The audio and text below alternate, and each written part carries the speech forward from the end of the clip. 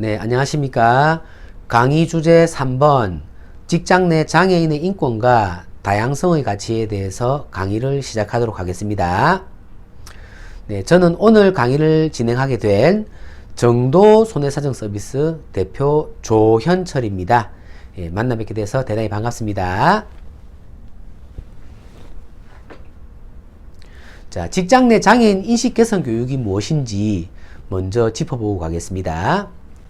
자, 장애인 고용 촉진 및 직업재활법 제5조에 의해서 규정한 법정 의무 교육입니다. 자, 법에서 정했다는 말이죠. 자, 두 번째, 연 1회 1시간 이상의 교육을 이수하셔야 합니다.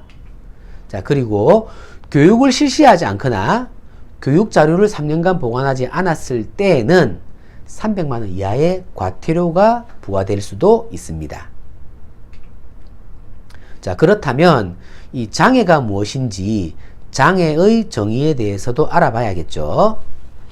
자, 장애인 복지법에서는요, 장애인은 신체적, 정신적 장애로 인해 오랫동안 일상생활 및 사회생활에 상당한 제약을 받는 자라고 규정하고 있습니다. 자, 두 번째, 장애인 고용 촉진 및 직업재활법에서는요, 장애인이란 신체 또는 정신상의 장애로 장기간에 걸쳐 직업생활에 상당한 제약을 받는 자라고 규정하고 있습니다. 자, 그리고 유엔에서는요, 장애인 권리 협약을 통해서요, 장애인이란 다양한 장벽들로 인해 다른 사람과 동등하게 사회에 참여하는 것을 방해받는 장기간의 신체적, 정신적, 지적, 감각적 손상을 가진 사람을 포함한다라고 정의를 내리고 있습니다. 자, 우리나라의 장애 유형 15가지에 대해서 알아보도록 하겠습니다. 자, 우리나라에서는요, 장애인 복지법에서 장애를 크게 신체적 장애, 그리고 정신적 장애, 이렇게 두 가지로 대분류를 하고 있습니다. 자, 그리고 다시 이 신체적 장애는 외부의 기능장애 6가지 유형과 내부의 기관장애 6가지 유형으로 소분류를 하고 있습니다. 자, 그리고 이 정신적 장애도 발달장애 2가지 유형, 그리고 정신장애 1가지 유형, 이렇게 총 15가지의 유형으로 장애를 구분하고 있습니다. 자, 우리나라의 장애 인구는 얼마나 있는지 한번 살펴보도록 하겠습니다. 대한민국 총 인구 5,100만 명 중 262만 명 가량이 장애인으로 등록이 되어 있습니다. 자, 그 말은 전체 인구 대비 약 5% 가량이 장애인으로 등록이 되었다는 말이죠. 자, 이는 6가구당 한 집은 장애인이 포함된 가구라고 보실 수가 있는 것입니다. 자, 그렇다면 이 장애는 어떻게 발생하게 된 것인지 그 원인을 분석해 봤습니다. 자, 그랬더니 후천적 질환으로 인해서 생길 확률이 56%가량 차지하고요. 자, 후천적 사고로 인해서 발생할 확률은 32%가량을 차지하고 있습니다. 자, 이는 장애의 발생의 80% 이상은 후천적인 요인에 의해서 발생한다는 것이죠. 자, 이 말은 누구나 후천적으로 장애인이 될 수가 있다, 이 말입니다. 장애는 남의 일이 아니라는 것이죠. 자, 그렇다면 이 장애인의 인권이란 무엇일까요? 자, 대부분의 장애인은 고용이나 이 교육 등을 통해서 불평등을 경험했습니다. 자, 대부분의 장애인은 폭력, 학대, 편견 등을 이유로 존엄성을 쉽게 손상받고 있습니다. 자, 그리고 대부분의 장애인은 시설 수용 등의 문제로 자율성을 인정받기가 어렵습니다. 자, 그래서 우리나라는 2008년 4월에 장애인 차별 금지에 관한 법률이 최초로 입법 처리가 되었습니다.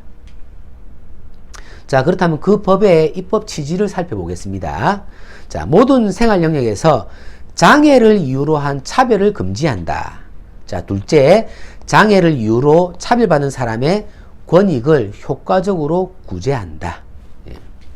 자, 셋째, 장애인의 완전한 사회 참여와 평등권을 실현한다. 자, 그리고 마지막으로 장애인도 인간으로서의 존엄과 가치를 구현할 수가 있다. 자, 이번에는 장애인 고용 촉진 및 직업 재활법에 대해서도 알아보도록 하겠습니다.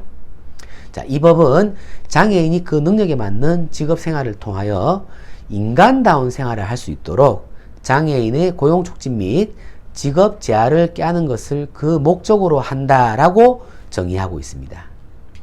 자, 이 법은요, 1990년대에 장애인 고용 촉진 등에 관한 법률이 최초로 제정된 이후에 2000년대에 이르러서는 장애인 고용 촉진 및 직업 재활법으로 개정이 되었습니다. 자, 이러한 장애인 고용 촉진 및 직업 재활법은 장애인의 정당한 권리를 규정하는 법이죠. 자, 이번에는 장애인 고용 차별 사례를 살펴보도록 하겠습니다.